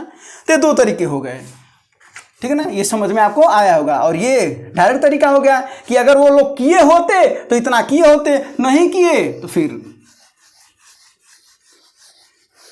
और यहां पर एक सिंपल भी सवाल बन सकता था, है ना, कि तीनों मिलकर के काम ना छोड़ते होते, तब तीनों मिलकर के कितना करते, तो 216 बटा 13 कर देते ना, बस। अगले प्रश्न पर चलते हैं, जरा अगला देखिए। कर आप प्रथम 7 के प्रथम 7 अपवर्तों का औसत बताओ। 7 के प्रथम 7 अपवर्त माने गुणा करते जाइए। इसका डायरेक्ट उत्तर बता रहे हैं। 7 का एक बार बढ़ा करके कर लीजिए, यानी 7 का किस में गुणा कर दीजिए 8 में, आप बटा 2 कर दीजिए, यानी कितना हो गया 56 बटा 2 अर्थात 28। ये आपका आंसर हो गया। लेकिन हमें तो आपको समझाना भी है, ट्रिक भी बताना है, समझाना भी है। आया कहां से? क्योंकि अगर आपको समझ में आ जाएगा तो आप भी ट्रिक लगा लेंगे। हमें ये नहीं बताना है कि हमें आता है, हमें ये बताना है कि आपको आता है और परीक्षा में जा करके उस क्वेश्चन का चीड़ फाड़ करके आइएगा, ठीक है। तो इसको आइए हम लोग थोड़ा सा बेसिक समझते हैं। इसका मतलब है आप कह रहे हैं, इसका मतलब है कि सर अगर चाहें कि 10 के अगर 11 अपवर्तों की बात करें या गुणन अपवर्त की बात करें या गुणन की बात करें, ठीक ना, इनके जो आगे, तब क्या करेंगे, तो 10 के 11 अपवर्तों का मतलब 7 का 8 में गुणा कर दे, 1 बढ़ा करके। तो 10 का हम क्या करते हैं, 1 बढ़ा करके गुणा कर दें, बिल्कुल कर दीजिए, ठीक ना। तो 7 के कितने अपवर्त थे 7, तो 7 और 1 8 कर दिए। वैसे 11 ना, तो 11 और 1 12, यानी 10 गुणे कितना कर देंगे 12 कर देंगे। कितना हो जाएगा 120 बटा 2 अर्थात 60, ठीक है ना। चलिए अब देखते हैं जरा सा बेसिक मेथड क्या होता है। अगर हम बात करें ये 7 वाला, तो देखिए 7, फिर अगला आएगा 14, फिर अगला आएगा 21 और अगला 28 35 42 49, 3 और 4 3 आएगा। अगर हम लोग बेसिक तरीके से करें, औसत ज्ञात करें, तो हम क्या करेंगे, सबको जोड़ करके बटा 7 कर देंगे, सबको जोड़ करके बटा 7 कर देंगे, तो वो आपका जो आंसर आएगा वो 28 ही आएगा। अदरवाइज आपको पता है कि जो सबसे बीच में होता है वही औसत होता है, अर्थात सबसे बीच में कौन है महाराज 28 ना है। वैसे हम ये वाला अगर देखें तो 10 का 11 अपवर्त, इसका मतलब है कि 10 20 30 40 50 60 70 80 90 100 और 110, क्योंकि 11 ना 1 2 3 4 5 6 7 8 9 10 11, तो सबसे बीचों बीच में है। देखिए जरा फफाट, इसके इधर 5 हैं और इसके इधर 5 हैं, तो 60 आया था कि नहीं आया था। और बेसिक तरीका वह है कि सबको जोड़ करके बटे उतनी संख्या कर दीजिएगा, ठीक है ना। तो अपवर्त में कभी भी आप कहेगा तो आप क्या करिएगा, जिसका अपवर्त कहेगा उतने का किस में गुणा करेंगे, जितना अपवर्त कहेगा। यानी 7 अपवर्त का आता है तो 1 जोड़ दीजिएगा, यानी 8 हो गया। 11 अपवर्त का आता है तो 12 हो गया। 13 का आता है तो 10 गुणे 14 हो जाता है, बटा 2 कर देते हैं। इसका मतलब बहुत बड़े बड़े सवाल लगाए जा सकते हैं, बिल्कुल। अगर कहता है कि 13 के 50 बताओ 79 अपवर्त, यानी 79 गुणन, तो क्या कर देंगे 13 गुणे हाँ हाँ बताइए, 80, 79 और 1 80, अब बटा 2 40 बार में कट जाएगा, तो 13 चौको 52 520 औसत हो गया। देखिए एक लाइन का फल हो गया। अरे हुआ कि नहीं? हुआ ना। एक चीज या और समझाते हैं हम आपको इसी में, जरा ये देखिए, हई पहिलका संख्या और हई अंतिमा संख्या को जरा जोड़िएगा, तो 49 और 7 कितना होता है?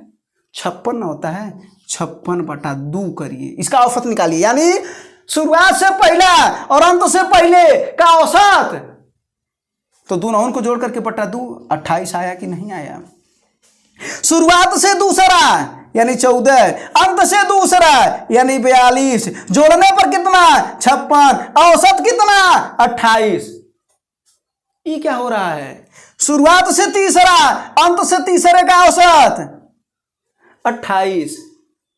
इसका मतलब है कि कोई भी संख्या का जो औसत होता है वो प्रारंभ से पहला और अंत से पहले का औसत होता है। इसका मतलब ये हुआ कि अगर आप बात करें 1 से लेकर के 100 तक का औसत कितना होता है, तो आपको बताया गया था फार्मूला कि 100 गुणे 101/2। ये क्या बताया गया था? ये योग बताया गया था, सॉरी ये योग है ना। और अगर औसत का बात करेंगे तो ये तो आपका योग आएगा, और अगर औसत की बात करते थे तो n+1/2 था, यानी 101/2 अर्थात 50.5। ये औसत था। तो इसका मतलब ये हुआ कि 1 + 2 + 3 + +100 का अगर औसत आए 50.50, तो अगर कहा जाए कि पहला और अंतिम को जोड़िए तो जरा देखिए 1 + 100 आया 101, अब बटा 2 कर दीजिए, तो कितना आया? 50.5 आया कि नहीं आया? शुरुआत से दूसरा और अंत से दूसरा यानी 2 + 99, अंत से दूसरा 99 ना है, तो इसको जोड़ेंगे तो ये 101 आएगा बटा 2, 50.5। बोलिए आया कि नहीं? अब देखिए इस माध्यम से अगर ये आपको समझ में आता, इस माध्यम से देखिए कौन सा आप सवाल सीख गए, जरा सा वो देखिए। सवाल की अगर बात कर रहे हैं तो सवाल आप सीख गए, अगर कह दे 102 + 103 + 103 ना दे करके कुछ और दे देते हैं, 104 + 106 + ... 176 का औसत पूछ रहा हो, औसत पूछ रहा हो, तो बताइए जरा सा कितना औसत हो जाएगा? 102 ही है + 176/2, यही औसत हो जाएगा। बस कुछ करना नहीं है, बस पहले को और अंतिम को जोड़ करके आधा कर देना, वही औसत हो जाएगा। तो बस इसको जोड़ लीजिएगा, आ जाएगा आपका आंसर, हो जाएगा ना। ये 278/2, तो 2 × 2 आ 2 × 3 6 आ 2 × 8 16, 138 औसत आ गया। आ गया ना? बस। तो कोई भी सवाल का आप औसत ज्ञात कर सकते हैं, पहला और अंतिम। अगर ऐसे कभी कभी क्वेश्चन कर देता, 1 से लेकर के 100 तक क्वेश्चन करता है, कहता प्रारंभ से 7वां और अंत से 7वें का औसत बताओ। महाराज 1 से लेकर के 100 का अगर औसत है 50.50 यानी 50.5, तो शुरू से 7वां और अंत से 7वें का भी औसत वह होगा। शुरू से 30वां और अंत से 30वें का भी औसत वह होगा। पता नहीं कितना सवाल आप सीख गए, तो बस ये ध्यान देना था। और अपवर्त वाला आपको समझ में आया होगा, तो ये सब नोट करके लिख लीजिएगा, आपकी परीक्षा में बहुत काम करेंगे। ठीक है, चलिए अब चलते हैं अगले प्रश्न पर, यानी औसत के इस टाइप के प्रश्न भी आपको समझ में आए होंगे। और आपको ये दिमाग में रखिएगा कि औसत हमेशा ठीको ठीक कहाँ होता है? कहाँ होता है? बीच में होता है। कहाँ? बीच में होता है। अगला संख्या देखिएगा, कह रहा दो संख्याओं का अनुपात 5:6 है, लौसा 120 है। एक दिन सवाल बताते हैं हम, तो क्या कर देंगे? 120/5 × 6 कर देंगे। जो अनुपात दिया है उसी का गुणा कर देंगे नीचे और 120 को ऊपर लिख देंगे, तो 6 × 5 = 30 और 30 × 4 = 120 हुआ ना, यानी 4 क्या आ गया? 900, 4 900 हो गया। एक तरीका और है कि पहली संख्या गुणे दूसरी संख्या बराबर लौसा आ गुणे मौसा। अनुपात है 5:6 का, तो पहल का संख्या 5x, दूसर का संख्या 6x, तो ये देखिए 5x × 6x और लौसा कितना हुआ भैया? 120। और मौसा कितना माने हैं हम? x। क्यों? क्योंकि मौसा उस संख्या में होता है, तो x हो गया। 100 से x कटा, 6 × 5 = 30 और कितना हो गया? 4 बार में कट गया, यानी x = 4 कट गया ना। ये वाले सवाल बन सकते हैं। अगर वही कहता है कि यदि दो संख्याओं का अनुपात 5:6 है और मौसा अगर कहता है कि 3 है, मौसा कितना है 3 है, तो लौसा बताओ। तो कुछ नहीं करना है महाराज, 5 गुणे 6 गुणे 3 कर देना है, यह आंसर हो गया। 5 6 30 और 30 तिहाई 90, यह आंसर हो गया। ठीक है, बस। तो 2 तरीके के सवाल दोनों आपकी परीक्षाओं में पूछे जाते हैं, याद रखे रहिएगा। ठीक है, अब चलते हैं अगले प्रश्न पर। जरा देखिए क्या कह रहा है कि वार्षिक चक्रवृद्धि से गणना करते हुए 10% प्रति वार्षिक चक्रवृद्धि ब्याज की दर से 2000 रुपया कितने वर्षों में 662 रुपया मिलेंगे। माने 2000 रुपया का 662 रुपया मिलेगा, माने ब्याज मिलेगा नो, तो 662 रुपया ब्याज मिलेगा। तो याद रखे रहिएगा, कभी भी ब्याज या समय इन दोनों में से कोई एक अगर ज्ञात करना हो तो हमेशा और ये चक्रवृद्धि ब्याज की बात कर रहा हो, किसकी बात, चक्रवृद्धि ब्याज, दिमाग में नोट करिएगा, चक्रवृद्धि ब्याज की बात कर रहा हो अगर सवाल में, और अगर ब्याज और समय की ज्ञात करना हो, कोई एक ब्याज दे रखा हो तो समय ज्ञात करना हो, समय दे रखा हो तो ब्याज ज्ञात करना हो, तो करेंगे क्या, तो सीधा सा करेंगे काम, ब्याज बटा मूलधन गुणे 100 करेंगे। पहला काम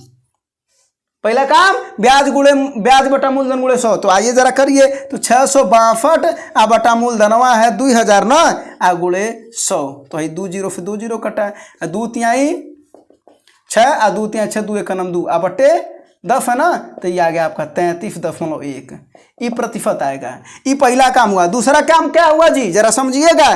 कह रहा है कि 10% वार्षिक ब्याज दर है, आज समय पूछ रहा है, तो अगर ब्याज दे रखा है, समय ज्ञात करना, तो ब्याजवा से भाग दे दीजिएगा, कह दीजिए। तो इसका मतलब है कि समय दे रखा होता, ब्याज पूछ रहा होता तो समय से भाग दे देते। हाँ बिल्कुल, यही तो करना है। तो ब्याजवा से भाग दे दीजिए, तो कितनी बार में कटेगा ये, 3.31 लगभग। तो ये जो लगभग आता है, तो याद रखे रहिएगा कि जब समय पूछता है तो इसको हटा देते हैं, ये जो 3 है यही आपका आंसर हो जाएगा। ये हुआ डायरेक्ट लगाने का मेथड। बाकी आपको फार्मूला पता है कि A बराबर P 1 + R/100⁴ या आपको पता है कि अगर ब्याज की बात करें तो आपका हो जाएगा CI बराबर क्या होता है, P 1 + R/100⁻n-1। क्या फार्मूले पर लगाइए, चाहे डायरेक्ट लगाए, भाव के ऊपर है, सीखना आपको है, क्योंकि सवाल जल्दी भी लगाने होते हैं आपकी परीक्षाओं में। तो याद रखिएगा, ब्याज या समय 2 में से कोई एक दिया रहेगा और एक पूछेगा, तो हमेशा पहला काम क्या करेंगे, ब्याज बटे मूलधन गुणे 100, और दूसरा का काम क्या करेंगे, जो दिया उसी से भाग दे दीजिएगा, जो पूछ रहा वो ज्ञात हो जाएगा। ठीक है ना, बस। तो ये हो गया आपका आंसर, 3 वर्ष। ठीक है, आप बेसिक सवाल बेसिक से लगा के देखिएगा, आपका 3 ही आएगा।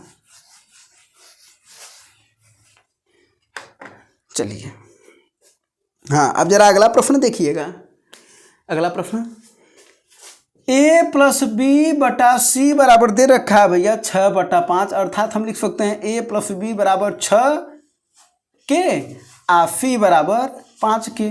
कौन झंझट है, बिल्कुल नहीं। कह रहा है कि B + C बटा कितना हो, A बराबर कितना दे रखा है, 9/2, अर्थात B + C बराबर 9 के और A बराबर 2 के। बोलिए कौन झंझट है, बोलिए नहीं। अब जरा बताइएगा, अगर A का मनवा 2 के है तो यहाँ जो 2 के रख दें तो ये हो जाएगा ना 2 के A + B बराबर 6 के, तो B बराबर हो जाएगा, उधर पलटी मार जाएगा तो हो जाएगा 4 के। इसका मतलब फी बराबर आया, फी बराबर 5 के, ए बराबर आपका 2 के और फी बी बराबर 4 के। और 4 के को अब 4 क्या नाम है इसमें, 4 के और सी का मान कितना है 5 के, इसको जोड़ेंगे तो 9 के आ जाएगा कि नहीं आ जाएगा। इसका मतलब है कि ए का मान मिल गया आपको 2 के, यानी ए का मान आप सीधे समझ सकते हैं कि 2 है, आप बी का मान समझ सकते हैं 4 है, और सी का मान समझ सकते हैं 5 है। लेकिन कब, क्योंकि पूछ रहा है A + C बटा B। अब कहाँ ऐसा बोलेंगे वो सुन लीजिएगा, A का मान कितना है 2 के, प्लस C का मान कितना है 5 के, और B का मान कितना है 4 के, तो कितना हो जाएगा 5 2 7 के बटा 4 के से की कट जाएगा 7/4। वही बोले हैं ना कि के से कट जाएगा, इसी वजह से ये मनवा मान लीजिएगा। तो 7/4 आपका आंसर आ गया, 7/4। ठीक है, तो बस इस टाइप के फॉल को फिर डायरेक्ट लगा लीजिएगा, ये तो समझने वाली बात हुई ना। फिर अगले प्रश्न पर चलते हैं और फिर समझते हैं कि अगला प्रश्न क्या है। ठीक, शानदार, लाजवाब, अच्छा प्रश्न है और थोड़ा सा दिमाग लगाने वाला प्रश्न है। और आपके पास दिमाग तो है ही, क्योंकि दिमाग अगर नहीं रहता तो आप पढ़ाई कैसे करते हैं, है ना। और ये बहुत ज़्यादा जरूरी होता है। कहा जाता है ना कि देखिए एक चीज़ बता रहे हैं, जो आँखों का जो रास्ता होता है ना वो दिमाग से होकर के जाता है, समझिएगा, दिल से नहीं, दिमाग से होकर के जाता है। और जब हमारी आँखें कहीं कंसंट्रेट होती है तो दिमाग हमारा वर्क करता है। तो अगर आप अच्छे से मेहनत करेंगे, ध्यान से, उसी को कहते हैं ध्यान से पढ़ना। ध्यान से पढ़ना कुछ और नहीं होता, ध्यान से पढ़ने का मतलब होता है हमारी आंखें उसके पास होनी चाहिए। किसके पास? किताबों के पास। ठीक है, चलिए अगले प्रश्न पर आते हैं। जरा देखिए क्या कह रहा है कि 1/sin theta plus cosec theta बराबर दे रखा है 1/2। तो इसको इधर लपेट दीजिए, तो 2 बराबर क्या हो जाएगा? sin theta plus cosec theta. तो इसको ऐसे भी लिख सकते हैं sin थीटा और हाई होता उल्टा 1/sin थीटा। समीकरण नंबर 1। अगर हम लोग sin थीटा को अगर हम लोग x मान लें तो इसका मतलब हम लिख सकते हैं कि x प्लस 1/x बराबर 2 दे रखा है। और हम आपको बोले थे हम आपको कि अगर x प्लस 1/x बराबर अगर 2 दे रखा है तो x की वैल्यू हमेशा क्या होगी? 1 होगी। अर्थात sin थीटा की जो वैल्यू आ गई वो आ गई 1। बोलिए आ गई कि नहीं आ गई? अब देखिए क्या पूछ रहा है, साइन पे 100 थीटा प्लस कॉसेक थीटा ना, तो उसको हम 1 करते हैं 1 कॉसेक, अरे सॉरी साइन, तो 1/sin पर 100 थीटा। तो जरा बताइए साइन थीटा का मान 1 है तो 1 पर 100 घात प्लस 1/1 पर 100 घात मतलब 1 प्लस 1 बराबर 2। नहीं समझेगा?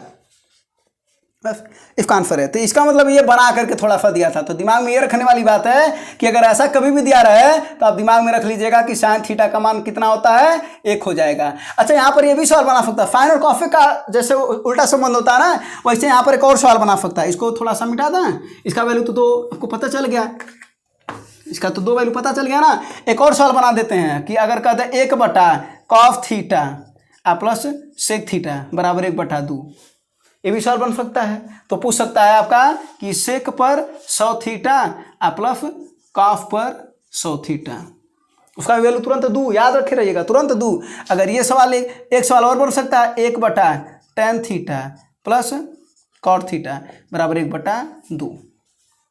तो इस पर भी ये सवाल बन सकता है कि tan पर 100 थीटा प्लस कॉट पर 100 थीटा। यानी एक सवाल ये, तो एक सवाल ये और एक सवाल ये, यानी 3 सवाल बनाए जा सकते हैं इसी सवाल पर। ठीक है, और तीनों आपके परीक्षा में पूछे जा सकते हैं। तो इसका वैल्यू कितना है? 1। तो ये सब याद कर लेने वाली चीज है, दिमाग पर बैठा लेने वाली चीज है ना। ठीक है,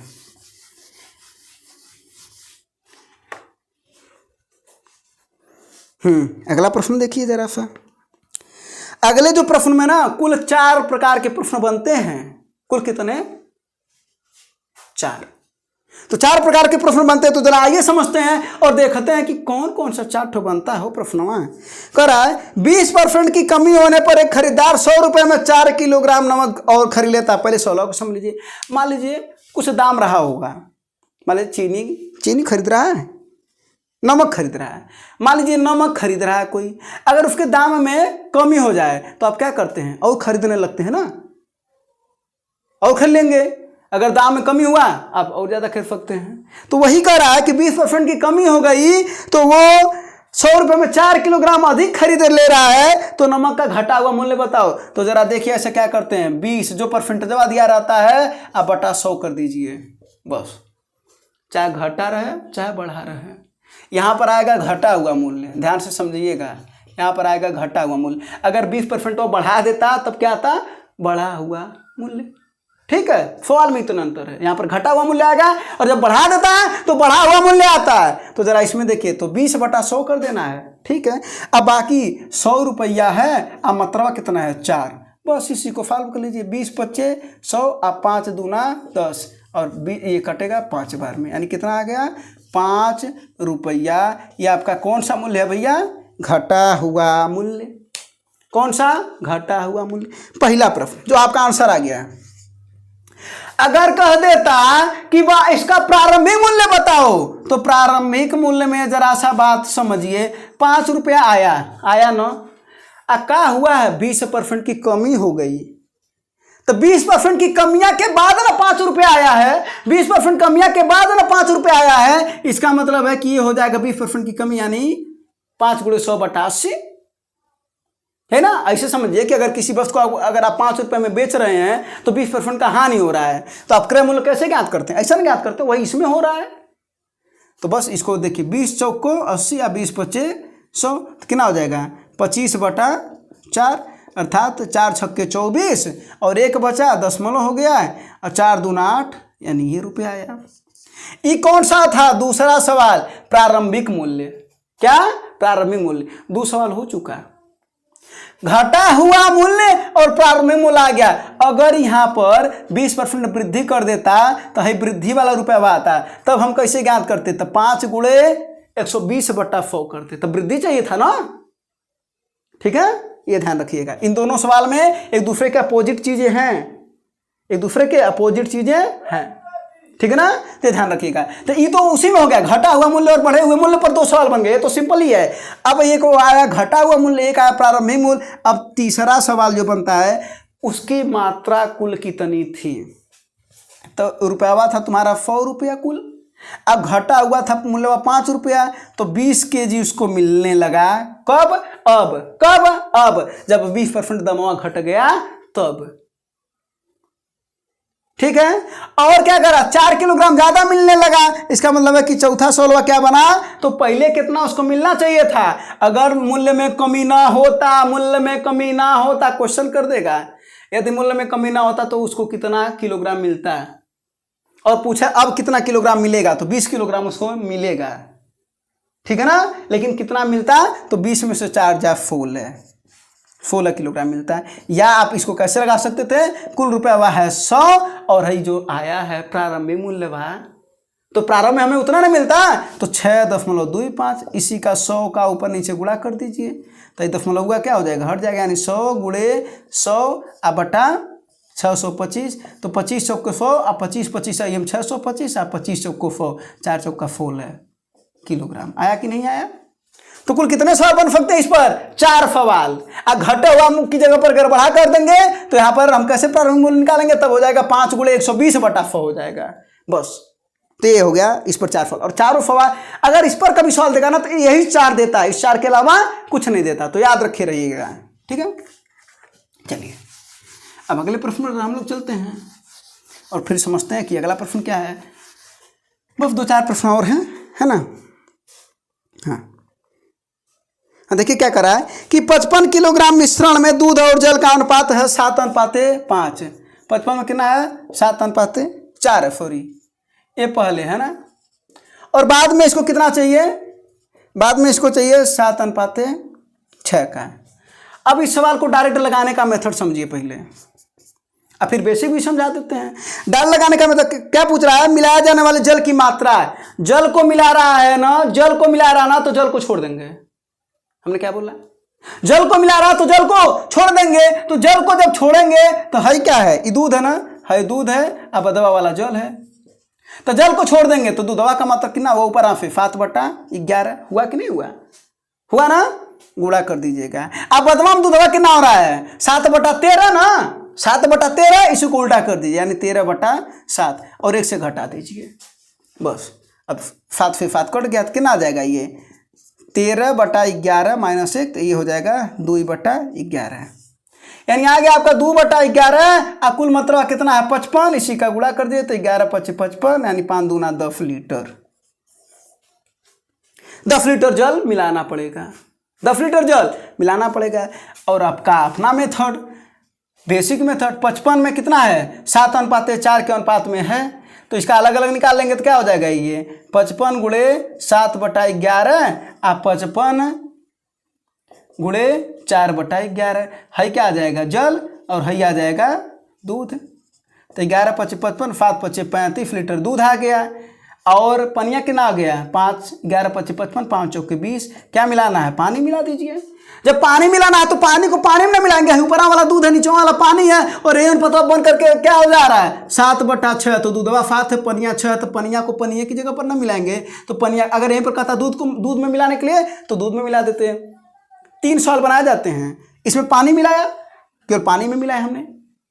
दूध में मिला होता तो दूध में मिलाते, पानी में नहीं मिलाते। और अगर कह देता दोनों में समान मात्रा मिलाई जा रही है तो इसमें भी x प्लस f कर देते, इसमें भी प्लस f कर देते। अब इसी को सॉल्व कर ले तो 35 छक्का 210 और ये इधर हो जाएगा गुणा ना, तो क्या हो जाएगा 7 दूना 14 140 आ प्लस 7x इधर जाएगा तो कितना हो जाएगा 70 बराबर 7x, तो ये 10 x बराबर 10। और ये x क्या था, पनिया जो मिलाए हैं ये भी यहीं पर आया 10 लीटर। तो इस सवाल को दो तरीके से समझ सकते हैं और इस सवाल में 3 सवाल छुपे हुए हैं, ठीक है ना, तो ध्यान रखिएगा।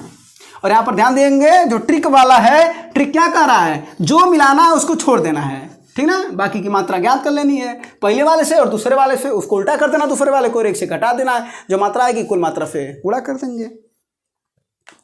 हाँ, अगला प्रश्न जरा देखिए इसका। करा साधारण ब्याज की वार्षिक दर पर 10% से 12.5% हो जाने पर किसी व्यक्ति को वार्षिक आय 1250 रुपया बढ़ जाती है। पहले 10% था, अब हो गया 12.5%। इसका मतलब वृद्धि कितना था, 2.5% था, तो 2.5% बराबर कितना है 1250। बोलिए है कि नहीं है ना, तो 2.5% बराबर 1250 है। तो पूछ रहा है उसका मूलधन बताओ, मूलधन कितना होता है 100% ना। इसका मतलब 2 दूना 4 1 5/2 यानी 5/2 बराबर है 1250। तो 100 बराबर कितना, क्या हो जाएगा 100 गुणे 1250 बटा 5 अब बटा 2 करेंगे तो ये पलटी मार करके ऊपर चला जाएगा।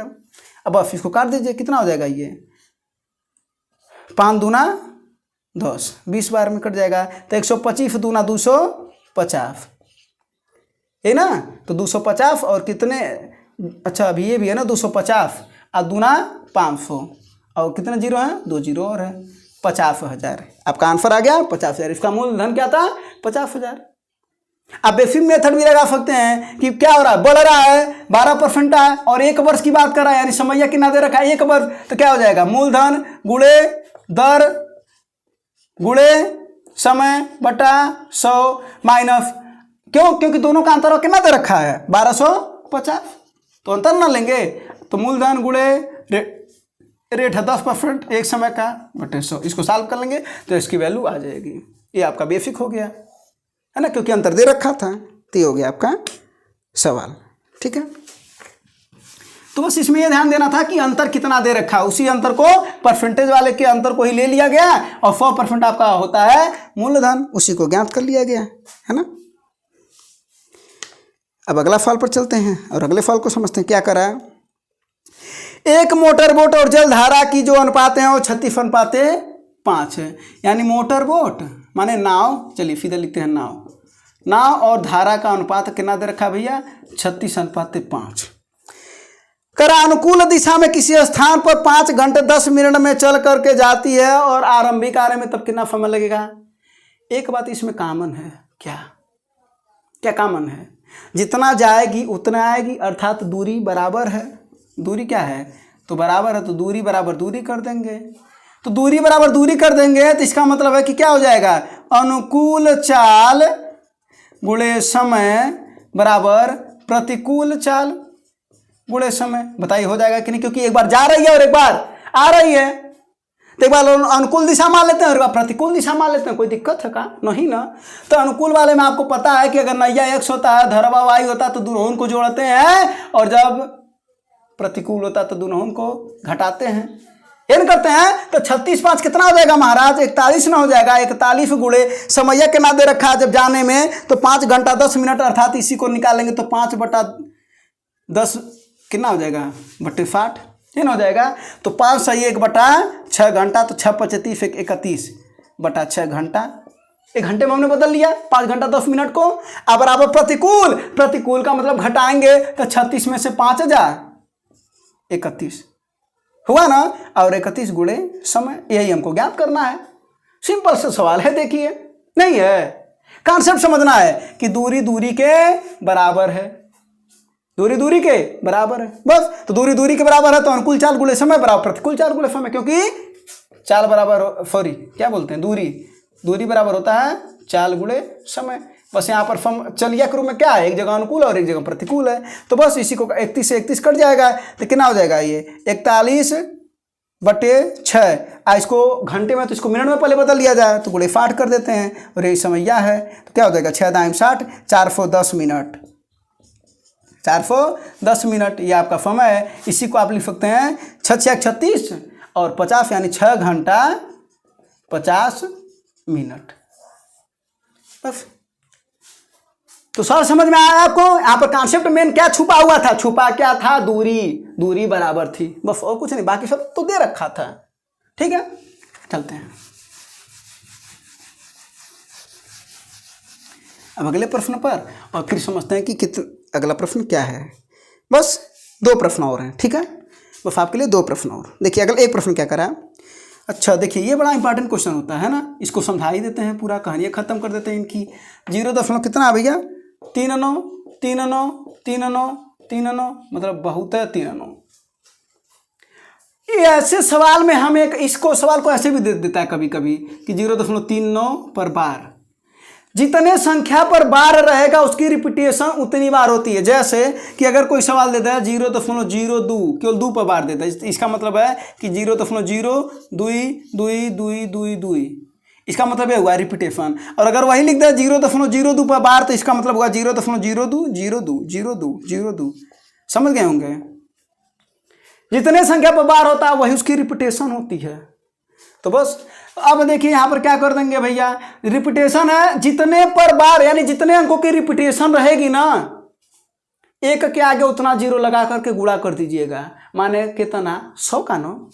और अगर कह दीजिए कि अगर एक पर केवल रहता तब तो 10 से, 2 पर रहता तो 100 से, 3 पर 1000, 4 पर 10,000। तो यहाँ पर 100 से गुणा कर देंगे तो कितना हो जाएगा भैया 100 1 से बराबर है क्या हो जाएगा, 2 इधर छलांग मार करके चला आ जाएगा तो 39.39 इधर। बस इकाई ऐसा करते हैं क्योंकि दशमलव के बाद जो संख्या है वो बराबर हो जाए। तो ये देखिए कट जाएगा, जब घटा देंगे इसमें से इसको तो 100 में से x जाए, यानी 99 x 39 में फिर 0 हो जाए कितना हो जाएगा 39। तो x बराबर कितना हो जाएगा 39/99, 3 का नाम 3 3 और 3 3 13/33 13/33 ये आपका आंसर आ गया।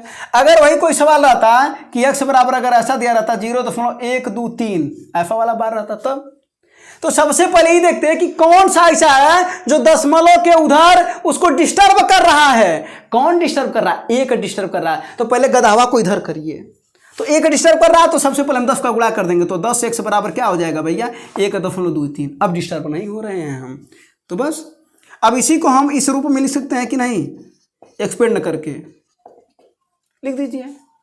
अब हमने क्या बोला था, जितने अंकों पर बार रहेगा उतने 0 लगा करके 1 के सामने गुणा कर देंगे।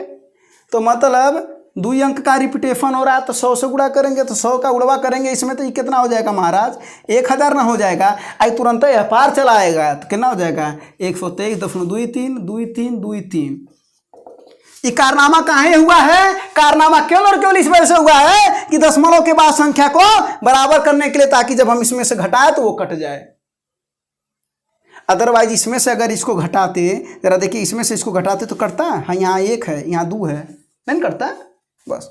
तो 1000 में से 10,000 तो क्या हो जाएगा 990x और 123 में से 1 जाए 122, तो x बराबर कितना हो जाएगा 122/990 कट जाएगा तो काट लीजिएगा, ठीक है।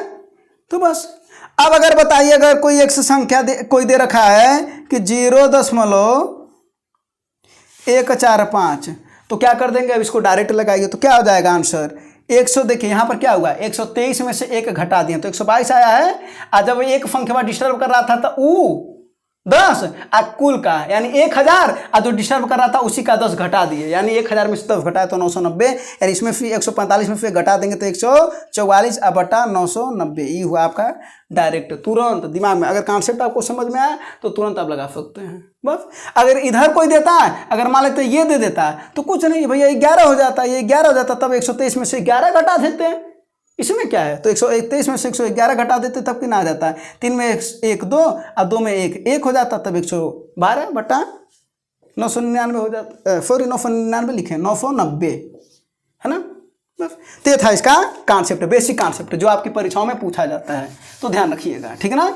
और कुछ सवाल इस पर प्रैक्टिस कर लीजिएगा, क्योंकि होता क्या ना, आप देखते होंगे परीक्षाओं में बड़े बड़े कुछ क्वेश्चन ऐसे होते हैं जो आपको आ जाते हैं, लेकिन छोटे प्रश्न जो होते हैं कभी कभी आपको तंग कर देते हैं ना। ठीक ना। लेकिन आपको निराश नहीं होना है, लगाते रहना, चलते रहना, चलते रहिए, ठीक ना। वो कहा जाता है चलते रहिए, सफलता तो मिलनी ही है, ठीक है। हाँ, अब देखिए क्या कर रहा है ये सवाल। देखिए इस सवाल को दो तरीके से बता देते हैं। पहला तरीका कर रहा है कि अगर एक व्यापारी किसी वस्तु का विक्रय मूल्य क्रय मूल्य से 10% अधिक अंकित करता है तो बेचते समय कुछ बट्टा देता है, दिया होगा। अब ये बताइए प्रभावी जो ब्याज दरवा हम बताए थे, तो प्रभावी जो रेटवा आता था वह क्या होता था, a + b + ab/100। अगर छूट है तो आपको पता होता है माइनस होता है, लाभ होता है तो प्लस होता है, हानि होता है तो माइनस होता है कि नहीं होता है। यहाँ पर देखिए प्रभावी रेटो कितना दे रखा है, कह रहा है कि उसे अंतिम में 1% की हानि होती है, यानी -1 बराबर 10% अधिक अंकित करता है, माने +10 ना। और कह रहा छूट हमको नहीं पता, मान लेते हैं x है, तो अब प्लस और माइनस समझे नहीं समझे। पहला जो छुटवा है वो प्लस है 10, आज जो दूसरा का जो कर रहा है लाभ या उसका क्या हो रहा है, कुछ बट्टा और देता ना एक तो उसको हम मान लेते हैं कि -f, क्योंकि बट्टा दे रहा तो माइनस होगा। तो बस अब 10 और माइनस का गुणा करेंगे तो 10 × x/100। इसी को हल कर लीजिए। तो जरा इसको इधर भेज देंगे, ये 10 से 10 कट जाएगा, तो इसको इधर भेज देंगे तो क्या हो जाएगा x प्लस x/10 बराबर है, उधर जाएगा तो 10 + 1 हो जाएगा ना। तो 10 का नाम 10 1 11 x/10 बराबर 10 1 11 11 से 11 कट जाएगा, तो x बराबर कितना आया महाराज 10% है ना। तो ये ध्यान दीजिएगा कि प्रभावी रेट, और इस पर एक अभी इस बार SSC CH असल में एक प्रश्न आया था। तो ये ध्यान दीजिएगा कि जो ये ए होता फार्मूला है आखिर प्रभावी रेट का ही तो फार्मूला है। और अगर कुल हानि न देकर के केवल दूठ देता कि पहला अगर 10% अधिक अंकित करता है अब बट्टा देता है 10%, तब हम 10 और 10 का लगा लेते ना बस। तो ये समझना था। अब दूसरा तरीका जरा देखिए, 10% अधिक अंकित करता है तो मान लेते हैं, आपको हम एक कॉन्सेप्ट बताए थे कि दोनों दशा में विक्रय के बराबर है। तो जरा इसका मतलब हुआ कि अगर पहला अगर अंकित मूल्य पर हमेशा क्या दिया जाता है, छूट दिया जाता है, तो अंकित गुणे 100 माइनस छूट बटा 100 बराबर क्रय मूल्य पर क्या होता है, लाभ या हानि होता है, यहाँ पर क्या हो रहा है हानि, तो 100 माइनस हानि बटा 100। तो अब यहाँ पर सवाल क्या कर रहा है कि अंकित मूल्य 10% अधिक अंकित क्या था, किससे, क्रय मूल्य से। तो क्रय मूल्य अगर 100 हो जाएगा तो अंकित मूल्य 110 न हो जाएगा, गुणे 100 माइनस छूटवा हमको नहीं पता है बटा 100 बराबर, लेकिन हमको हानिया पता है। तो हानि कितना हो रहा है 1, तो 100 में से 1 जाए यानी 99 बटा 100। 100 से 100 कट गया, 0 से 0 कट जाएगा, 11 9 99, इधर आ गया 90, तो 100 माइनस छूट बराबर 90, तो छूट बराबर आपका आ गया 10%। चाहे आप इससे भी लगा सकते हैं चाहे इससे भी लगा सकते हैं। तो ये ऐसे कुछ सवाल थे। तो उम्मीद है ये सब सवाल आपको समझ में आएंगे, और ये प्रैक्टिस सेट 3rd था। फिर आपको अगले जो प्रैक्टिस सेट है वो आने वाले समय पर मिल जाएगा। और आपके रेलवे ग्रुप डी का एग्जाम है, लगे रहिए, मेहनत करिए, सफल जरूर होंगे। धन्यवाद, जय हिंद।